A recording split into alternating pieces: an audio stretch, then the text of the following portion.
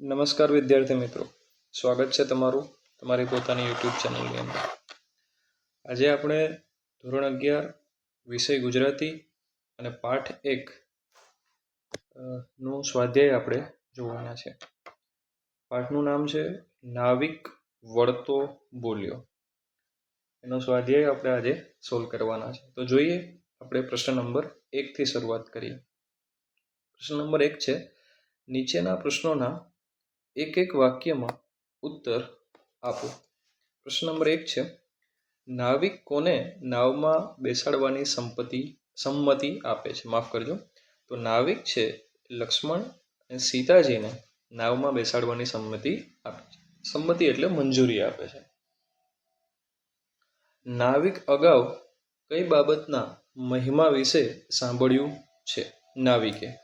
તો એનો ઉત્તર આવશે, નાવિકે અગાઉ ભગવાન શ્રી રામના મહિમા વિશે સાંભળ્યું છે કે શ્રી રામની ચરણ રજથી એટલે કે એના પગની ધૂળથી ઋષિના શ્રાપથી પથ્થર બની ગયેલી અહલ્યા જીવિત સ્ત્રી બની ગયા હતા. ત્રીજો પ્રશ્ન છે, અંતે કોણ નાવિકના મનનું સમાધાન કરે છે? તો અંતે શ્રી રામના ગુરુ વિશ્વામિત્ર નાવિકના મનનું સમાધાન કરે છે. આગળ વધીએ. નાવિકે શાના વડે રામના ચરણ પખાડ્યા? તો એનો ઉત્તર આવશે, નાવિકે ગંગાજળ વડે રામના ચરણ પખાડ્યા. એના પછી 5મા નંબરનો પ્રશ્ન છે. 5મા નંબરનો પ્રશ્ન, કવિએ શ્રી રામને કેવા કહ્યા છે? તો એનો જવાબ આવશે, કવિએ શ્રી રામને અશરણ શરણ કહ્યા છે. એના પછી પ્રશ્ન નંબર 2 આવશે, નીચેના પ્રશ્નોના મુદ્દાસર ઉત્તર લખો. તો પ્રશ્ન નંબર 1 છે, એમાં નાવિકે રામને હોડીમાં બેસાડવાની શા માટે ના પાડી? તો આ મુદ્દાસર પ્રશ્નોના જવાબ છે, જે તમારી સામે અહીંયા લખેલા છે. તમે એને શાંતિથી વાંચી અને લખી શકો છો. બરાબર છે.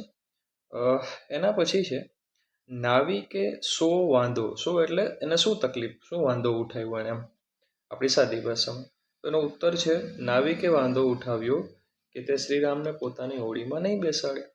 જેમ અહલ્યા પથ્થરમાંથી સ્ત્રી થઈ ગયા, તેમ જો શ્રીરામની ચરણ રજથી તેની હોડી પણ સ્ત્રી થઈ જાય તો પોતે 2 સ્ત્રીઓને કેમ નિભાવે? બરાબર. અને હોડી વગર એનું ઘર કેમ ચલાવે? આ એનો ઉત્તર આવશે. શાંતિથી જોઈએ આગળ. પ્રશ્ન નંબર 3 ખૂબ જ સ્વાધ્યાય નાનું છે આપણું.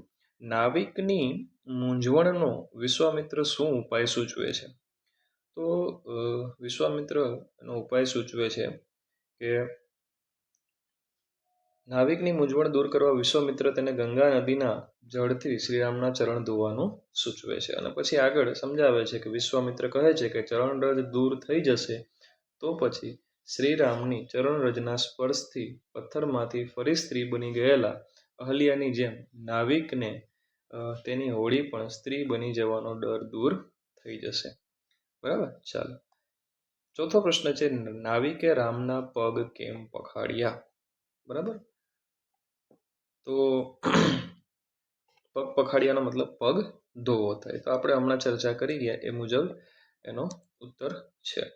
પ્રશ્ન નંબર 3 છે, મુદ્દાસર નોંધ લખો અથવા તો સવિસ્તાર પ્રશ્નના જવાબ આપો. એમાં પ્રશ્ન નંબર 1 છે, નાવિકનું ભક્ત હૃદય. તો એને સવિસ્તાર અહીંયા લખેલું છે, જે તમે જોઈ શકો છો. આગળ ઉપર પ્રશ્ન નંબર 4 છે, નીચેના સમાનાર્થી શબ્દોને વાક્યમાં પ્રયોજી અને તેની અર્થ છાયા પણ સમજાવવાની છે. બરાબર. તો પેલું છે પાષાણ. પાષાણ એટલે પથ્થર થાય. તો આપણે જોઈએ કે એનું તું પાષાણ હૃદયનો મનુષ્ય છે અને તું પથ્થર દિલની વ્યક્તિ છે. એટલે આપણે બંને કરી દીધું. અહીંયા આપણે એને શબ્દોને વાક્યમાં પણ પ્રયોજાય અને એની અર્થ છાયા પણ સમજાવી. ચરણ પગ છે, તો તેણે પોતાનું જીવન ઈશ્વરના ચરણોમાં સમર્પિત કરી દીધું અને વડીલોને પોતાના પગ નીચે રાખે છે. અર્થ છાયા થઈ જાય. ત્રીજું છે કાષ્ઠ એટલે લાકડું. તે કાષ્ઠ વિદ્યામાં પારંગત છે અને તે લાકડાની કોતરણીની કળા જાણે છે.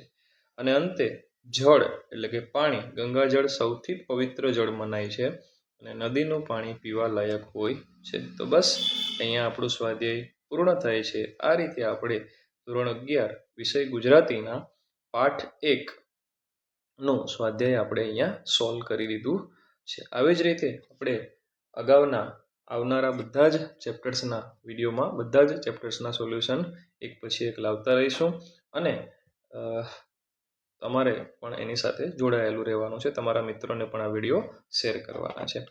જો તમે અગાઉના વિડીયો ચૂકી ગયા હોય તો ડિસ્ક્રિપ્શન બોક્સમાં એની લિંક મૂકેલી હશે, ત્યાંથી તમે સબસ્ક્રાઈબ કરી અને વિડીયોઝને જોઈ શકો છો. ધન્યવાદ.